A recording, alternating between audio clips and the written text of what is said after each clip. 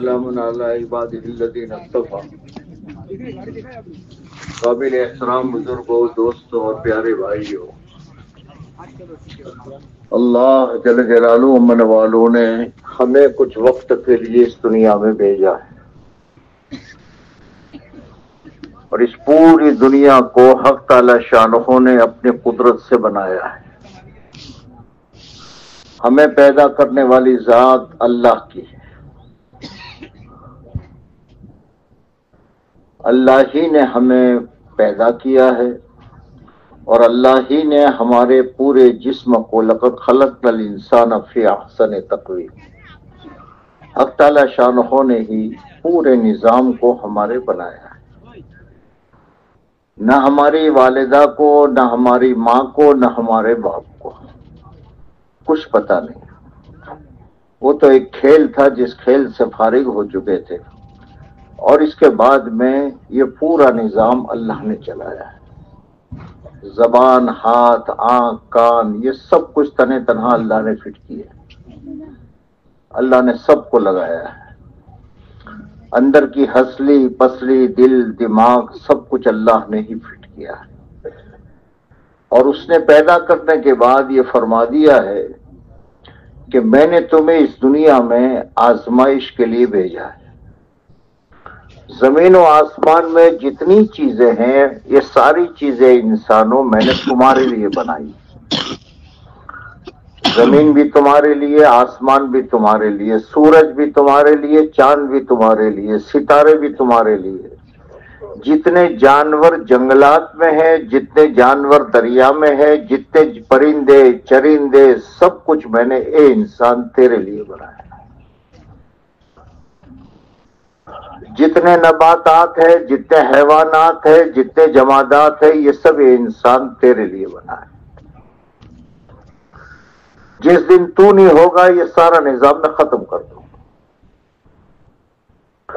اور تجھے حق تعالی شانو فرماتے انسان میں نے تجھے اپنے لیے بنایا، سب تیرے لیے ہے اور تو میرے لیے ہے۔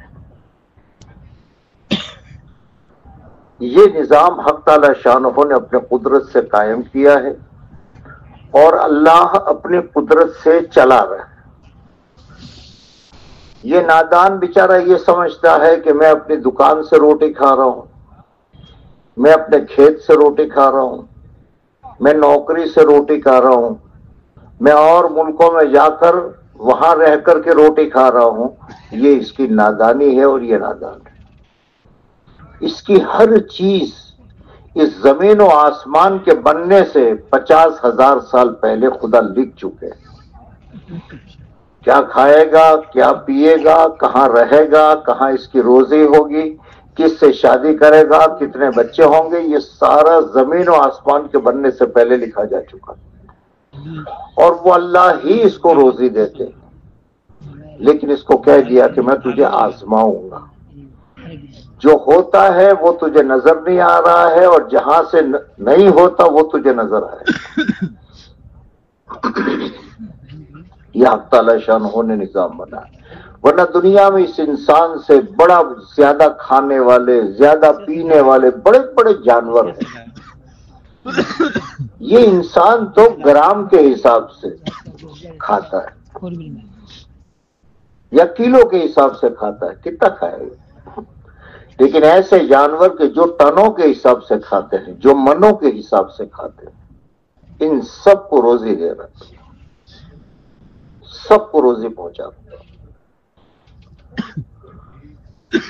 اور پھر جو جانور جو کھاتا ہے وہ اسے دیتے ہیں، دانا چگنے والے کو دانا دیتے ہیں، گھاس کھانے والے کو گھاس دیتے ہیں، گوشت خور کو گوشت دیتے ہیں، وہی کھائے گا۔ بھوکا رہے گا شیر، لیکن گھاس نہیں کھائے گا۔ جو کھاتا ہے وہ دیتے، اور جتنا کھاتا ہے اتنا دیتے۔ جو گرام کے حساب سے چوٹی کھا رہی اس کو وہ دے دیتے، جو کلو کے حساب سے کھاتے اس کو وہ کھلاتے، جو گھاس کھاتا ہے اس کو گھاس دیتے، سب کو۔ زمین سمندر کی تہ میں رہنے والے جتنے جانور ہیں ان سب کو خدا روزی دیتا ہے اور برابر دے رہا ہے سب. اور پھر بغیر دکان اور کھیت اور فیکٹری کے دیتا ہے.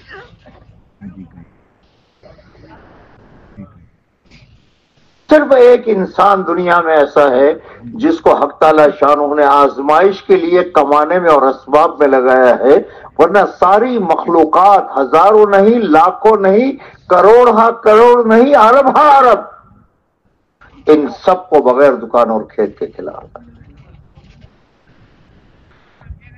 سب کو بچے دے رہا ہے، ہر جوڑے کو. اللہ نے نظام بنایا ہے دنیا، اور اس انسان کو یہ بات سمجھائی ہے کہ دیکھ میں جو چاہوں گا وہ ہوگا، تو چاہے گا وہ نہیں ہوگا، کسی کے ہاتھ میں نہیں. فعال لما یرید ہے، فعال لما یرید ہے، وہ خلاق ہے. ایک وقت میں اس وقت میں دنیا میں اربہا ارب ماداؤں کے پیٹ میں وہ اللہ بچے بنا رہا ہے. اربہا ارب کو وہ روزی دے رہا ہے. اس اللہ نے اس پورے کائنات کا ایک نظام بنایا ہے، اور ہر دنیا میں جتنی چیزیں ہیں ان چیزوں کی خاصیت رکھی ہے کہ اس کی وہ خاصیت ہوگی. کہیں بھی دنیا میں چلے جاؤ، لیمو کیسا ہوتا ہے؟ تمہارا تے لیبو کے اچ ہے، میٹھو کھاٹو کے کھارو. کب سے ہے؟ ہاں کب سے ہے؟ دادا کے زمانے سے. جب سے اس نے اس کو بنایا ہے رب نے، اس وقت سے اس کی خاصیت رکھی ہے کہ یہ کھٹا ہو. اور جو انسان بھی اسے منہ میں ڈالے گا، یہ بڑے مجمع میں اگر میں اپنے منہ میں ڈالوں گا میرا منہ کھٹا ہوگا، تنہائی میں جا کر ڈالوں گا کھٹا ہوگا، سارے کمرے کی لائٹیں بند کر کے بیڈ روم کے نیچے جا کر اگر کوئی منہ میں ڈالتا ہے لیمبو تو کیا ہوگا؟ اس کا منہ کھٹا ہوگا. نمک ڈالے گا کھارا ہوگا، شکر ڈالے گا میٹھا ہوگا. یہ آگ کی خاصیت اللہ نے رکھا ہے کہ کوئی بھی ملک کا بادشاہ ہو یا جھوپڑے میں رہنے والا فقیر ہو، اگر یہ اپنے ہاتھ میں آگ کو ڈالے گا تو آگ جلائے گی اسے. اب اللہ کی قدرت سے باہر نہیں ہے، وہ اس آگ کو ٹھنڈا کر سکتا ہے، ابراہیم علیہ السلام کے لیے کر دے، لیکن چلتے چلاتے وہ نہیں ہے کہ کبھی گرم کر دیں کبھی ٹھنڈی کر دیں. اس کی خاصیت ہی بنائی، اپنے قدرت کا کبھی مظاہرہ کر دیتا ہے. برف کی خاصیت ہے، ہاتھ میں لوگے ہاتھ ٹھنڈا ہوگا، یہ خاصیت ہے. اور پوری دنیا جانتی ہے. چھوٹا سا بچہ بھی جانور کا ہوگا وہ اپنی چونچ کو آگ میں نہیں ڈالے گا.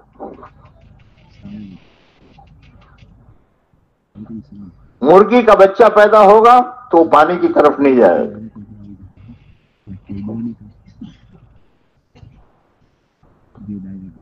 نظام ہے سب کا، وہ اللہ نے بنایا ہے.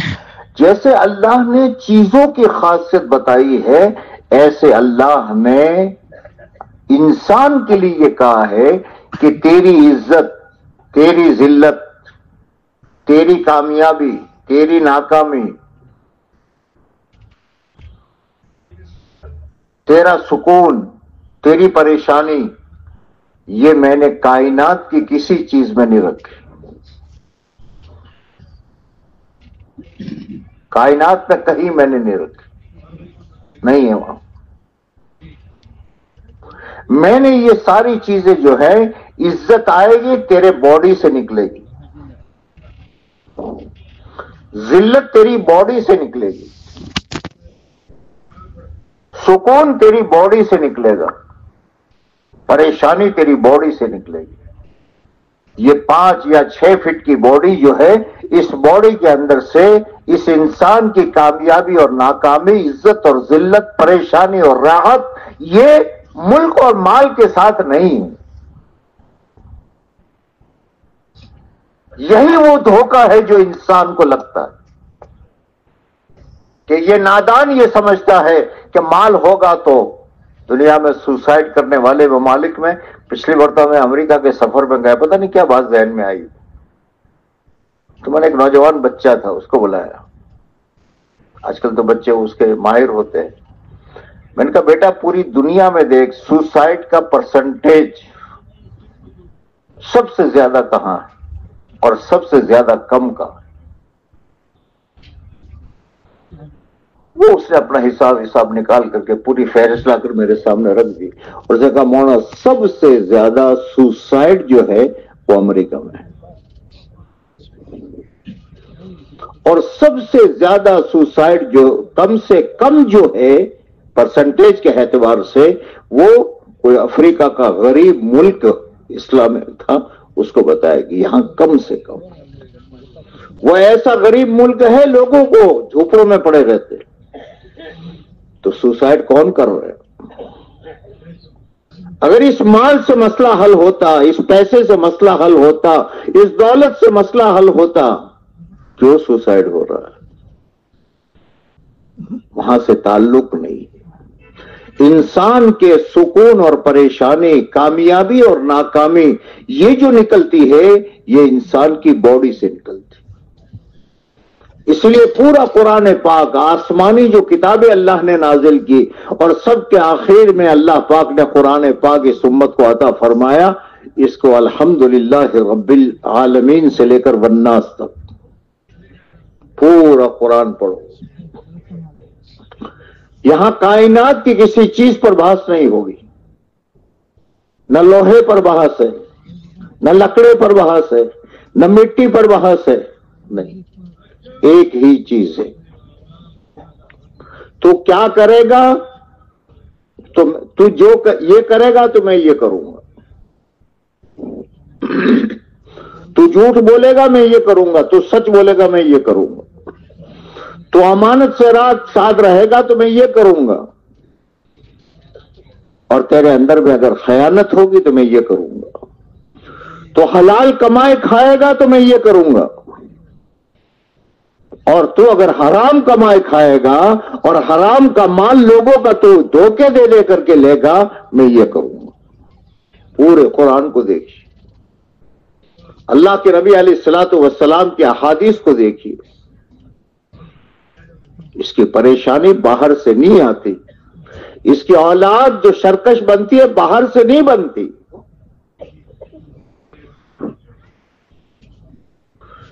جو سرکش بنتی ہے وہ اس کے اپنے اعمال سے بنتی ہے۔ حق تعالی شانہ نے انسان کے بدن سے نکلنے والے اعمال کے ساتھ سارے مسائل کو جوڑا ہے، اس لیے تعالی شانہ فرماتے من عمل صالحا من ذکر او انثى وهو مؤمن فلنحيينه حیاة طیبہ،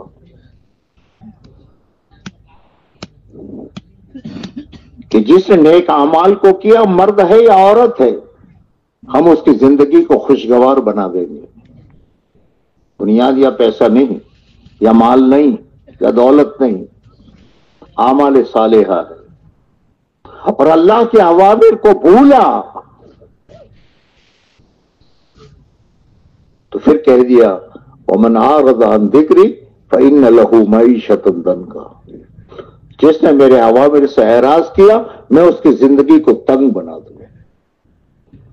مال ہوتے ہوئے، پیسہ ہوتے ہوئے، بیڈ ہوتے ہوئے، فلیٹ ہوتے ہوئے، کار ہر ممبر کے پاس ہوتے ہوئے، زندگی تنگ ہے، ہر ایک اپنی جگہ پریشان ہے۔ اس لیے کہ اس کا تعلق یہ ہے ہم کتنے نادان لوگ ہیں۔ ایک بات جو صاف ہے، آپ اپنے گھر سے آئے ہیں، آپ کی جو سیف ہے، تجوری ہے، اس کی چابی آپ کے جیب میں ہے، آپ بھول سے لے آئے ہیں یا جان کر لے آئے، لیکن آپ کے جیب میں ہے اور آپ یہاں بیٹھے ہیں۔ اب گھر والوں کو اس کوئی کام کی ضرورت پڑی، وہ چابی ابا یہاں رکھتے تھے، وہاں دیکھیے نہیں، سارا پورا گھر چھان مارا، ملے گی چابی؟ ارے بولو یار. پورا گھر چھان مارو, بیڈ کو بسترے نکال کر کے دیکھ لے, نہیں ملے گی. تو اس لیے کہ وہاں ہے ہی نہیں, وہ چابی وہاں ہے ہی نہیں, کیسے ملے گی؟ وہ تو آپ کی جیب میں ہے اور آپ یہاں ہیں. اب جو کائنات کے لوگ اچھے بنگلوں میں, اچھی کاروں میں, اچھے گھروں میں, اچھے کپڑوں میں, اچھی سواریوں میں ڈھونڈ رہے ہیں, وہ رب کہتا میں نے وہاں رکھی ہی نہیں, ہے ہی نہیں. کا کس میں ہے؟ کا دین میں. میں نے کامیابی دین میں رکھی. اب دین کسے کہتے ہیں؟ ہم نے دین کی تعریف کیا کر لی ہے؟ نماز پڑھ لو بس ختم, چاہے پھر حرام کا کماتے رہو, حرام کام کرتے رہو. دین کے 5 شعبے ہیں, سن لو بھائیوں میرے. ایمانیات, عبادات, معاملات, معاشرت اور اخلاق.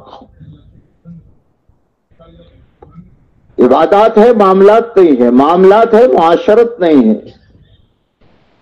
اللہ کی ذات پر جو یقین ہونا چاہیے وہ یقین نہیں ہے.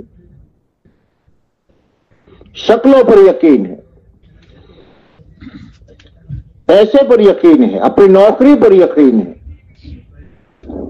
تو ایمان ہی نہیں ہے اس کے پاس. ایمان ہے, عبادات نہیں. عبادات زندگی میں نہیں. بڑا ایک نام, ایک بوڑھا جا کر کے نماز پڑھ لیتا ہے, پورا کا پورا محلہ کی اکثریت بے نمازی ہے.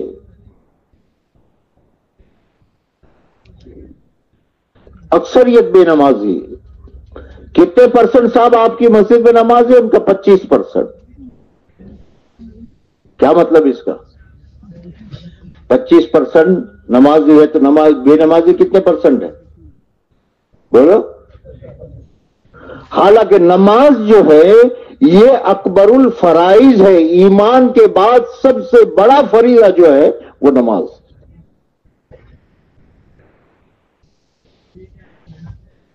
اور نماز کا چھوڑنا اکبر الکبائر ہے. زنا گناہ ہے, شراب پینا گناہ ہے, گناہ کبیرہ ہے.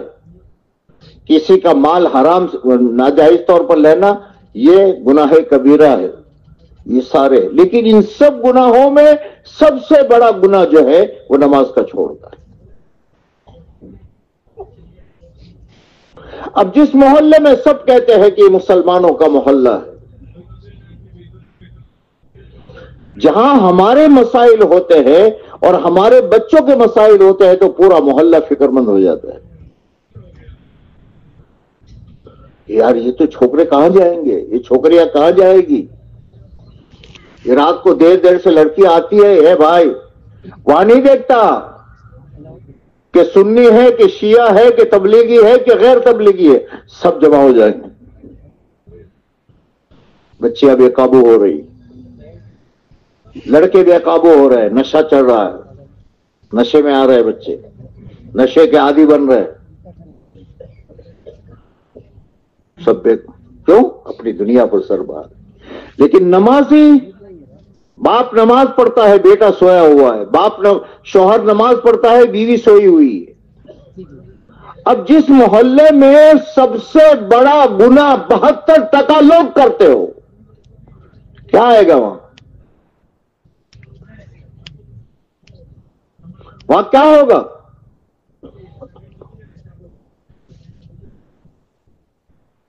%72, وہ بھی 28. بعض وہ ہے کہ 10% نمازی ہے, بعض وہ ہے کہ 15% نمازی ہے. 15% کے معنی 85% لوگ بے نمازی ہیں,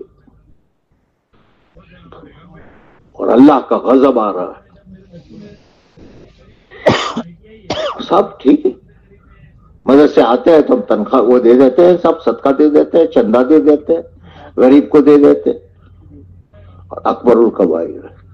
اس وقت میں پورے عالم میں جو مسلمانوں پر احوال ہے اور ایمان والوں پر جو پریشانیاں آ رہی ہیں، اور یہ تو ابھی بہت کم ہے جو خطرات نظر آ رہے ہیں۔ رات کو سوئے گا تو کروڑ پتی اور صبح کو بھکاری بن کر اٹھے گا، اور ہو رہا ہے دنیا میں۔ اس کی وجہ اور کوئی چیز نہیں ہے۔ مادیت کے راستے سے ہم اللہ کے عذاب کو نہیں روک سکتے، اور مادیت کے راستے سے ہم غیر ایمان والوں کا مقابلہ نہیں کر سکتے۔ اس کا راستہ روحانیت ہے۔ یہ ہماری زندگیوں میں سوچنے کی، خود میں سوچوں میرے بچے کتنے ہیں، بچوں کے بچے کتنے ہیں، کیا حال ہے میرے گھر میں نماز کا، ہم کیا کر رہے ہیں، ہم کون سی دنیا میں اس وہاں پر 4 مہینے لگے ہوئے صاحب 50 آدمی ہے، چلے لگے ہوئے صاحب 300 آدمی ہے، اور علماء کرام اتنے ہیں اور حافظ اتنے ہیں، اور صاحب کیا ہے ان کا 25% نمازی۔ نماز کے چھوڑنے کو گناہ ہی نہیں سمجھا گیا۔ کوئی سیٹھ آیا جو خالی جمعہ پڑھتا ہے، صاحب سیٹھ صاحب آیا ہے، کس کام کا جس پر خدا کی لعنت اتر رہی، وہ کیا کرے گا سیٹھ؟ جو اللہ سے مقابلہ کر رہا ہے وہ کیا کرے گا؟ ہماری بنیاد اس کو ہم نے نہیں سمجھا، اور یہی وہ چیزیں ہیں جو دنیا میں ذلت کو لائے۔ اللہ کے نبی علیہ الصلوۃ والسلام نے فرمایا اذا تبایعتم بالعین واخذتم اذناب البقر ورضیتم بالزرع سلط اللہ علیکم الذل۔ جب یہ گناہ ہونے لگیں گے، خرید و فروخت میں دھوکہ شروع ہو جائے گا،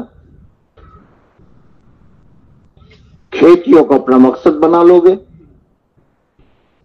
اور اللہ کے دین کی محنت کو اور وہ اعمال جو محمد رسول اللہ صلی اللہ علیہ وسلم لائے ہیں وہ اعمال نہیں ہوں گے، تو فرمایا سلط اللہ علیکم الذل، خدا تم پر ذلت کو مسلط کر دے۔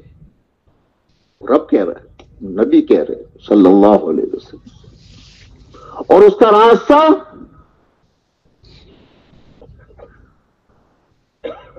یہ ذلت ہٹ نہیں سکتے جب تک کہ تم اپنے دین اور دین کی محنت پر نہ آ جاؤ۔ ہم سمجھ رہے ہیں، لیکن یہ بدی ہی چیز ہے۔ جیسے لیموں سے منہ کھٹا ہوتا ہے، ایسے ہی اعمال کے چھوڑنے سے بربادی اور ہلاکت آئے گی، یہ مت سمجھو۔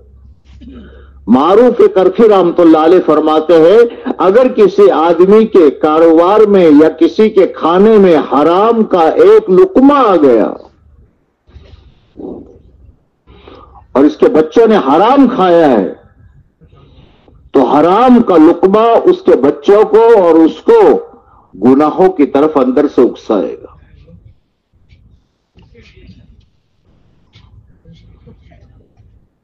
اور حلال کا لقمہ کھائے گا تو حلال کا لقمہ اندر سے اللہ کی فرمان برداری اور اللہ کے نبی کی فرمان برداری پر اکسائے گا۔ اس لیے کون بگاڑ رہا ہے، کیا ہو رہا ہے؟ یہ مت سمجھو کہ یوں ہی نہیں ہوتا۔ منہ کو جب نمک کو منہ میں ڈالا ہے تو منہ کو کھارا ہونا ہے، اگر نہیں ہوگا تو کوئی بیماری تو نہیں۔ آج سے 100 سال پہلے دنیا میں جب ڈاکٹر عام نہیں تھے تو کسی کو سانپ جو کاٹتا تھا تو اس کی علامت کیا تھی؟ کہ اس کو نیم کھلاتے تھے، نیم کے پتے، اور اس سے پوچھتے تھے کھٹا ہے کیسا ہے؟ وہ کہتا ہے کھٹا ہے۔ وہاں تک وہ کہتے تھے بھائی کسی وید کو بلاؤ اس کا علاج کرو، اور جب کھلاتے بعد میں ایک مرتبہ کھلایا، کہا کہ بہت میٹھے، بس وہ سمجھتے تھے اب اس کا زہر آگے بڑھایا، اب یہ زندہ نہیں رہ سکتا۔ جو اس زمانے میں اپنے دیہاتوں میں یہ پہچان تھی۔ اس کی خاصیت ہے، نافرمانی کرے، حرام کرے، اور یہ بیچارہ سمجھ رہا ہے کہ میں صدقہ دے رہا ہوں، میں فلاں دے رہا ہوں. بابا صدقہ اس کی جگہ ہے، تیری زندگی میں کیا کھا رہا ہے؟ حرام کا پیسہ کسی کا آیا گھر میں، میں عام طور پر یہ کہا کرتا ہوں جس کا لیا ہے وہ تو 2 5 10 دن، مہینہ، 2 سال، 5 سال روئے گا، چپ ہو جائے گا. لیکن یہ جس نے لیا ہے اس کی نسلیں برباد ہو جائے گا. حرام کا پیسہ کیا کرے گا؟ زندگی ہے میرے پیارے بھائیوں، یہ زندگی گزارنے کے لیے ہے. اپنی زندگیوں کا غور کریں ہم کہ ہم دین پر کتنے آ رہے ہیں، عبادت کر رہے ہیں، نماز پڑھ رہے ہیں، بات برابر پڑھ رہے ہیں، لیکن معاملات تیرے کیسے ہیں بھائی؟ تیری معاشرت کیسی ہے؟ تیرا امام کون؟ زندگی کے مراحل، اب زندگی کے مراحل میں ایک نکاح ہے. نکاح کیا ہے؟ پہلے تو اسے سمجھو.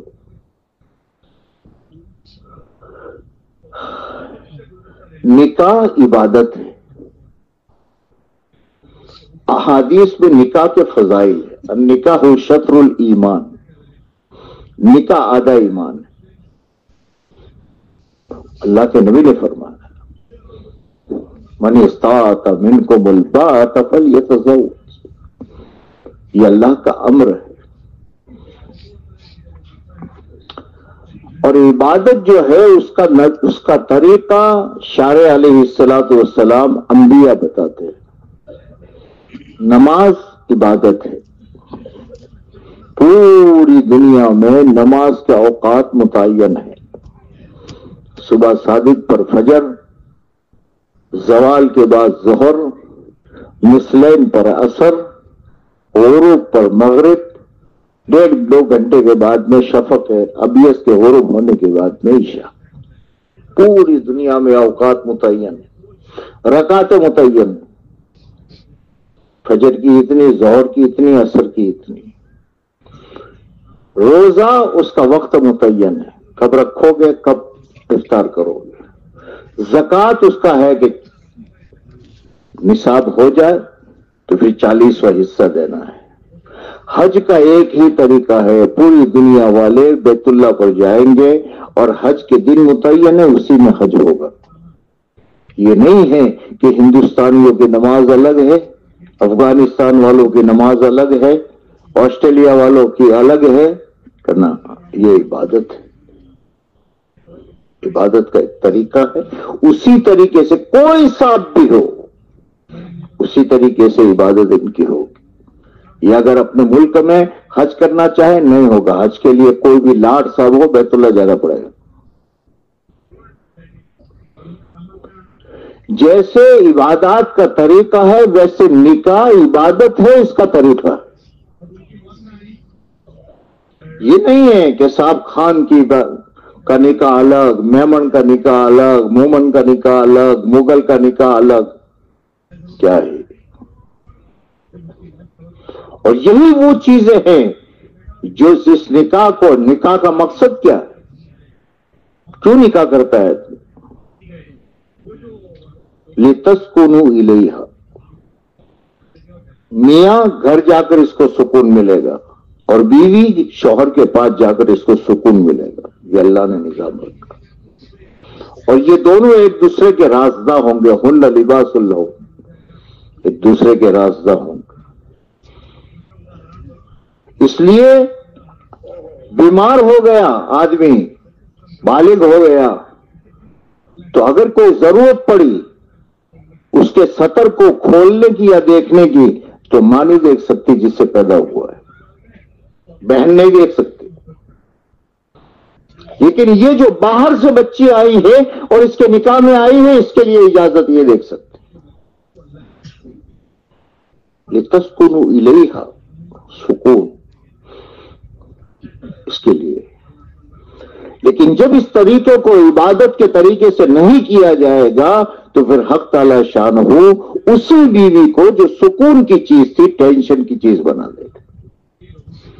اب رات کو 12 بجے تک بیٹھے، 1 بجے تک بیٹھے. یہ کیوں؟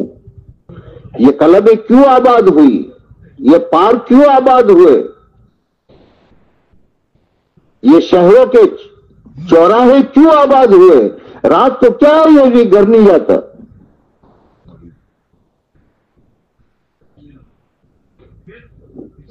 کیوں نہیں جاتا؟ میں ایک مرتبہ بمبئی 1972 کی بات کر رہا ہوں، ایک حاجیوں کے یہاں کام کر رہا تھا، کسی جگہ پروگرام تھا، اس پروگرام سے رات کو واپس ہو رہا تھا، عشاء کے بعد پروگرام کر کے تو تقریباً 12 ساڑھے 12 بجے پڑے تھے۔ وہاں سے گزرتے ہوئے، یہ مرغاگرن کا ایک علاقہ ہے جہاں ہماری قوم کے لوگ اس زمانے میں رہتے تھے، وہاں میرے ایک ساتھی کو، پڑھنے زمانے کے ساتھی کو میں نے بیٹھا ہوا دیکھا، میں نے اسے کہا گاڑی روک، اس کو بلایا، سلام علام کیا، سب کچھ کیا، پھر میں نے کہا بھائی دیکھ تو صحیح کتنے بجے ہیں؟ 12:30 بجے، اور تو صبح کو گاڑی نکالتا ہے، ٹیکسی ڈرائیور تھا، صبح کو گاڑی نکالتا ہے، رات کو کتنے بجے لے کے آتا ہے؟ تو اس نے کہا بولا 8 بجے، اور پھر صبح کو جانا ہے تجھے، تو گھر میں سو جانا، کیوں یہاں پڑا ہے، یہاں کیوں بیٹھا ہے؟ چونکہ دوست مولوی صاحب، سر علاج میں مولوی صاحب، وہ چوڑیل گھر میں سو جاوے تو پھر جاؤں۔ یہ ہے مسائل، سکون کی چیز ٹینشن کی چیز بن جاتی ہے۔ کیوں؟ اس لیے کہ ہم نے اللہ کے نبی والی برکتوں کے حاصل کرنے کا ارادہ ہی نہیں کیا۔ ہم تو ان اندھوں کے پیچھے، جن کا مذہب نہیں ہے، جن کے پاس کوئی طریقہ نہیں ہے، یہودی جیسا نکاح کرتا ہے میں ایسا کروں گا، عیسائی کر رہا ہے ویسا کروں گا، کس کا بگاڑے گا بھیا تو؟ غیروں کے طریقے پر نکاح، غیروں کے طریقے پر شادیاں، غیروں کے طریقے پر، اب تو پتہ نہیں کیا کیا، میں کچھ نیا کروں گا، یعنی میں کچھ اللہ کا عذاب لوں گا ہمیشہ کے لیے، نئی چیز چالو کر کے۔ منگنیاں ہو رہی ہے، ان منگنیوں میں لاکھوں روپے لگ رہے ہیں۔ ابھی کسی ایک جگہ ہمارے پاس ساتھی نے بتایا کہ مولانا جس وقت میں اب تو یہ مسئلہ ہو رہا ہے کہ بچی کے پاس سے اجازت لینے جاتے ہیں، سب اس میں دعوت کرتے ہیں۔ کیوں؟ غیروں کو دیکھ رہا ہے۔ دنیا کے سامنے میں نے اپنے چھوکرے کی شادی میں 80 لاکھ روپے خرچ کیے، تو نے کس کا بگاڑا؟ تو باپ جو دعویٰ کرتا ہے اپنے بیٹے اور بیٹی کی محبت کا، تو نے اس کی زندگی کو اجاڑا صرف اپنا نام کرنے کے لیے۔ تو نے اپنی بیٹی کی زندگی کو اجاڑا ہے، اس کی ماں تو اپنے آپ کو ماں کہتی، اس کے گھر کے سے برکت نکال دی۔ دنیا کی فیشن یہ چل رہی ہے، زیادہ سے زیادہ نکاح پر خرچ کرو، اور میرے نبی کیا فرماتے ہیں؟ اس لیے کہ برکت جو ہے نا، برکت بہت بڑی چیز ہے۔ خالی برکت اس کے معنی نہیں ہے کہ 2 کا کھانا 5 نے کھا لیا۔ جس چیز میں برکت آتی ہے میاں بیوی کے لیے اور بیوی میاں کے لیے، یہ سکون کی چیز بنتی ہے، یہ ہے برکت کے معنی۔ اب نبی صلی اللہ علیہ وسلم فرماتے ہیں اعظم النکاح برکتن ایسرہ معونہ، بڑا ہی برکت والا وہ نکاح ہے جس میں کم سے کم خرچ ہو۔ جو میرے نبی فرما رہے ہیں صلی اللہ علیہ وسلم، پوری امت کو بتا دیجیے، بڑا ہی برکت والا وہ نکاح ہے جس نکاح میں کم سے کم خرچ ہو۔ اور دنیا کے ننگے انسان کیا کہتے ہیں کہ صاحب جتنا زیادہ خرچ ہو، تو ننگے کی بات مانتا ہے، ایک اندھے کی بات کو تو مانتا ہے، وہ نبی جو تیرے لیے زندگی بھر روئے، اور جو نبی جاتے جاتے بھی تجھے بتا کر گیا ہے کہ تجھے نکاح کرنا ہو تو کم سے کم خرچ کرنا، تیرے گھر میں برکت آ جائے گی۔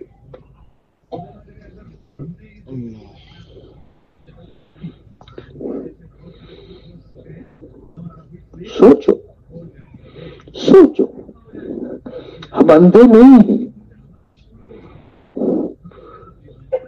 نکاح خواہشات کے پورا کرنے کی چیز نہیں ہے، نکاح عبادت ہے۔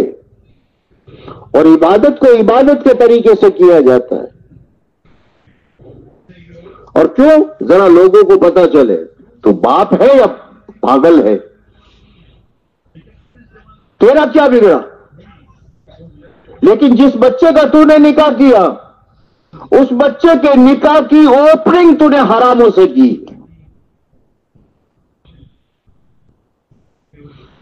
وہ لڑکی جو تجھ سے بہت زیادہ پیار کرتی ہے، تجھے اس سے پیار ہے، جو ماں اس پر پیار کرتی ہے، لیکن تجھ میں اور وہ اسلام سے پہلے جو تھے نا اپنی بیٹی کو زندہ زمین میں گاڑتے تھے، ان دونوں میں کیا فرق ہے؟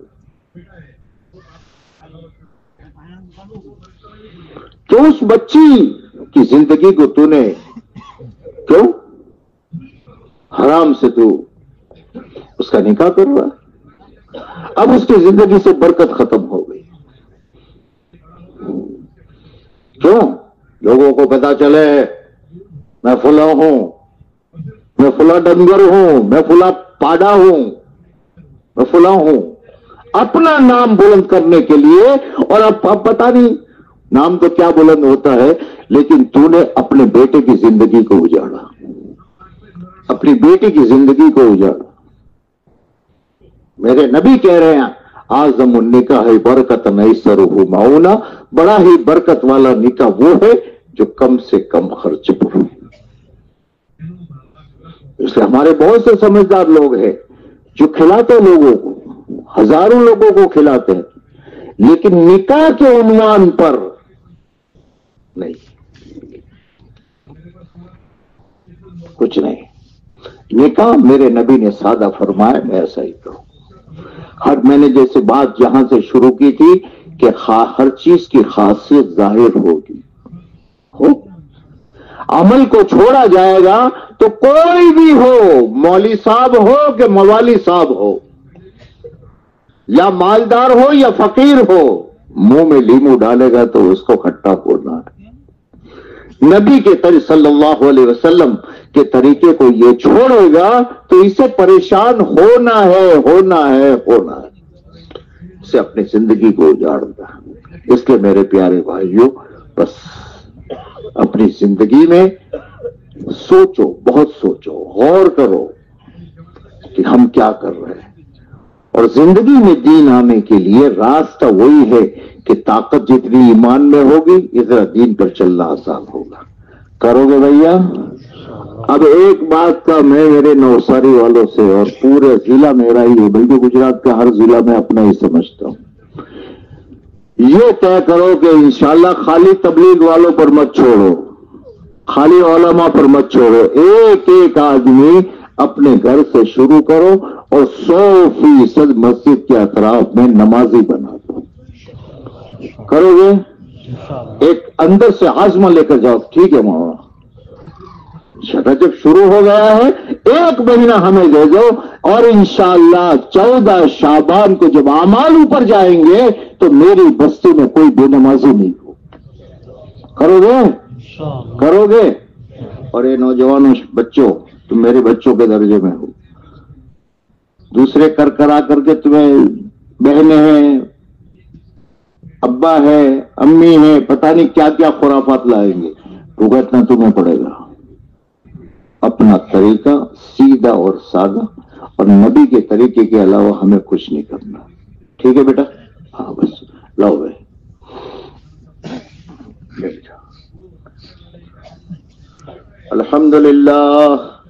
الحمدللہ نحمده ونستعینه ونستغفره ونؤمن به ونتوکل علیہ ونعوذ باللہ من شرور انفسنا ومن سیئات اعمالنا من يهده الله فلا مضل له ومن يضلله فلا هادي له ونشهد ان لا اله الا الله وحده لا شريك له ونشهد ان سيدنا ومولانا واولانا محمدا عبده ورسوله وصلى الله تعالى عليه وعلى آله وأصحابه وبارك وسلم تسليما كثيرا كثيرا.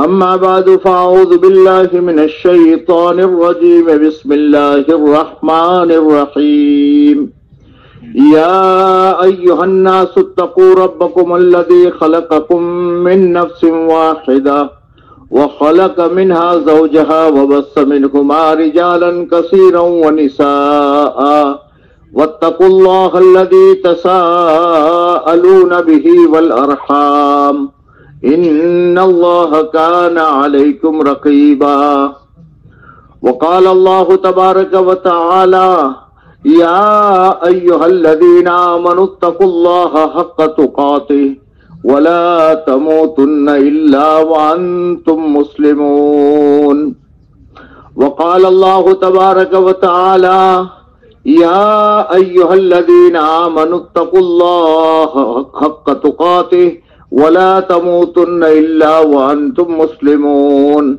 وقال الله تبارك وتعالى يا أيها الذين آمنوا اتقوا الله وقولوا قولا سديدا يصلح لكم أعمالكم ويغفر لكم ذنوبكم ومن يطع الله ورسوله فقد فاز فوزا عظيما وقال رسول الله صلى الله عليه وسلم تنكح المرأة لأربع لحسبها ولجمالها ولمالها ولدينها فاظفر بذات الدين تربت يداك وقال عليه الصلاة والسلام أعظم النكاح بركة أيسره مؤونة وقال صلى الله عليه وسلم النکاح من سنتی قال فمن رغب عن سنتی فلیس منی او کما قال علیہ الصلاۃ والسلام. آپ اس طرف آ جاؤ. ایک بات تو پورے مجمع سے کہنی میں پہلے کہنا بھول گیا اس کو. مسلمان کے مسلمان پر جو حق ہے ان حق میں ایک یہ ہے کہ اس کی خوشی میں شریک ہو. میرے بیٹے کی کہاں شادی ہو کر کے اٹھ کے چل دینا یہ نہیں. ہاں ضرورت ہے اپنی چپکے سے ٹھیک.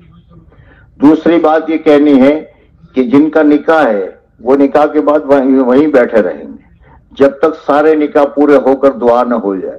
یوں نہیں کہ میرا تو ہو گیا چلو ایسے نہیں, بیٹھے رہو, مجلس کا ادب کرو. محمد سعید شعیب بھائی ملا کھڑے ہو جاؤ. ان کے وکیل ہے فیروز خان. آپ وکیل ہیں ٹھیک ہے بیٹا, یہاں آ جائے بھائی, تو یہاں آ جائے. تمسین بانو امجد خان پٹھان کا نکاح 15,000 روپے مہر کے عوض میں وکیل کی اجازت سے میں نے آپ کے ساتھ کر.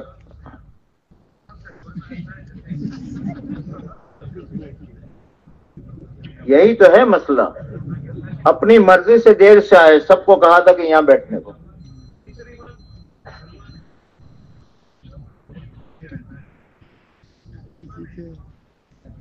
تمسین بانو امجد خان پٹھان کا نکاح 15,000 روپے مہر کے عوض میں وکیل کی اجازت سے میں نے آپ کے ساتھ کر دیا, آپ نے قبول کیا. بارک اللہ لک بارک اللہ علیک جمع بینکم بالخیر. فیضان محمد سلیم قریشی, ان کے وکیل ہیں نسیم الغنی سلیمان بھائی, اجازت ہے. فرحانہ نسیم غنی چنگا کا نکاح 13,000 روپے مہر کے عوض میں وکیل کی اجازت سے میں نے آپ کے ساتھ کر دیا, آپ نے قبول کیا. بارک اللہ لک بارک اللہ علیک وجمع بینکم بالخیر. حدیبہ سلیم, ان کے وکیل شکیل احمد اسماعیل بھائی, اجازت.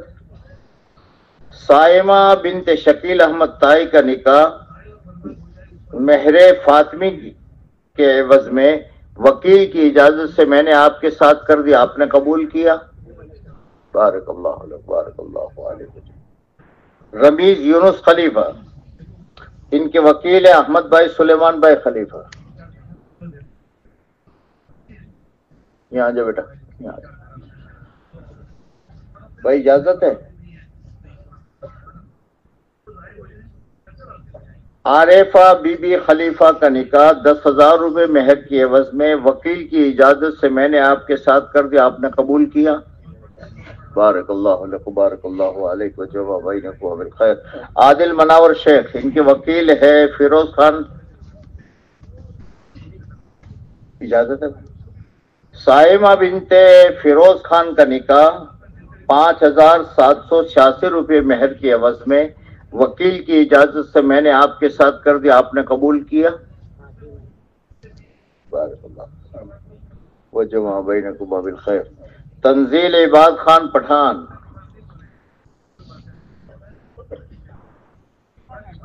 عبداللطیف بھائی اجازت ہے؟ جزاک اللہ۔ فہیمہ بنت عبد المجید شیخ کا نکاح 15,000 روپے مہر کی عوض میں وکیل کی اجازت سے میں نے آپ کے ساتھ کر دیا، آپ نے قبول کیا؟ بارک اللہ علیک۔ مولوی عمار اکرم، ان کے وکیل عمران سعید شیخ، آپ ہیں، اجازت ہے؟ ماریہ بنت عمران شیخ کا نکاح 15,000 روپے مہر کی عوض میں وکیل کی اجازت سے میں نے آپ کے ساتھ کر دیا، آپ نے قبول کیا؟ بارک اللہ لک بارک اللہ علیک وجمع بینکم۔ اللهم لك الحمد كما ينبغي لجلال وجهك وعظيم سلطانك، اللهم لا نحصي ثناء عليك أنت كما أثنيت على نفسك، اللهم صل على سيدنا محمد وعلى آل سيدنا محمد وبارك وسلم۔ ربنا ظلمنا أنفسنا وإن لم تغفر لنا وترحمنا لنكونن من الخاسرين، ربنا لا تزغ قلوبنا بعد إذ هديتنا وهب لنا من لدنك رحمة إنك أنت الوهاب، اللهم مصرف القلوب صرف قلوبنا وقلوب المسلمين إلى طاعتك، ويا مقلب القلوب ثبت قلوبنا وقلوب المسلمين على دينك، اللهم إن قلوبنا ونواسينا وجوارحنا بيدك لم تملكنا منها شيئا، فإذا فعلت ذلك بنا فكن أنت ولينا واهدنا إلى سواء السبيل۔ اے اللہ، ہم گنہگار بندے ہیں، اے اللہ تیرے سامنے اقرار کرتے ہیں، تیری نعمتوں کو کھاتے رہے، تیرا دیا ہوا پیتے رہے، تیری زمین پر چلتے رہے، اور اے اللہ انہی نعمتوں سے ہم تیری نافرمانی کرتے رہے۔ اے اللہ اقراری مجرم ہے، ہمیں اقرار ہے کہ ہم گنہگار ہیں، ہمیں اقرار ہے کہ ہم مجرم ہیں، اے اللہ تو ہمیں اور حضرت محمد صلی اللہ علیہ وسلم کی پوری امت کی پوری مغفرت فرما دے۔ اے اللہ زندگی کے جتنے دن باقی ہے، اے اللہ تیرے حکموں پر چلتے ہوئے، تیرے نبی کے طریقوں پر چلتے ہوئے اور تیرے نبی والی محنت کو اپنا کام بناتے ہوئے اے اللہ بقیہ زندگی کے گزارنا ہمارے لیے آسان فرما دے، موت کے وقت میں کلمہ نصیب فرما دے، ایمان والی موت عطا فرما دے، اے اللہ اپنے اپنے وقت پر ایمان والی موت عطا فرما دے، اے اللہ موت کے بعد کے سارے مراحل کو تو آسان فرما دے، اے کریم کرم فرما، اے کریم کرم فرما، اے کریم کرم فرما۔ اس امت کے سارے سہارے ٹوٹ چکے ہیں، ایک تو ہی سہارا ہے، تیرا ہی سہارا ہے، سب سے امید ہماری ٹوٹ چکی ہے اور سب کے ہاتھ میں کچھ بھی نہیں، اے کریم داتا سب کچھ تیرے ہاتھ پہ ہے، تیرا ارادہ ہی وجود ہے، اے اللہ تو ہمیں پورا دین پوری امت میں زندہ فرما کر اے اللہ دین کو غالب فرما دے، باطل کو مغلوب فرما دے، اے اللہ ہمارے نکاحوں میں ان بچوں کی نکاحوں میں تو برکت عطا فرما، اے اللہ جوڑے میں جوڑ پیدا فرما، جانے بین میں محبتیں پیدا فرما، دین کی زندگی میں آنے کا اور دینداروں کے دنیا میں وجود میں آنے کا ذریعہ فرما دے، اے کریم تو کرم فرما دے، ہمیں خیروں کے طریقوں سے نکال کر اپنے نبی کے محبت اور خیر خواہ والی طریقے پر تو ہم سب کو ڈال دے، اے اللہ جتنے بے نکاحی بچے بچیاں پوری دنیا میں ہے، اے اللہ ان سب کے نکاحوں کا تو آسان سے آسان اور بہترین انتظام فرما، اے اللہ جو بچیاں اپنے گھروں میں ہے وہ ایمان کے ساتھ اور خیر و عافیت کے ساتھ اپنے اپنے شوہروں کے گھروں میں چلی جائے، اس کا غیب سے تو انتظام فرما دے، اے اللہ تو انتظام فرما دے، بے روزگاروں کو حلال اور پاک روزی عطا فرما دے، بے مکانوں کو مکان دے دے، پریشان حالوں کی پریشانیوں کو دور فرما دے، اور اے اللہ پورا دین پوری امت میں تو اپنے کرم سے زندہ فرما دے۔ جن لوگوں نے ہم سے، ہمارے بڑوں سے، ہمارے ساتھیوں سے دعاؤں کے لیے کہا ہے، لکھا ہے، متوقع ہے، یا کسی طرح کا ہم پر حق و احسان ہے، اے اللہ ان سب کے جائز حاجات کو پورا فرما، اپنے کرم سے، اپنے فضل سے ہماری دعاؤں کو قبول فرما۔ اللہم صلی علی سیدنا محمد وعلی آل سیدنا محمد وبارک وسلم۔ سبحان ربک رب العزت عما یصفون، والسلام والحمد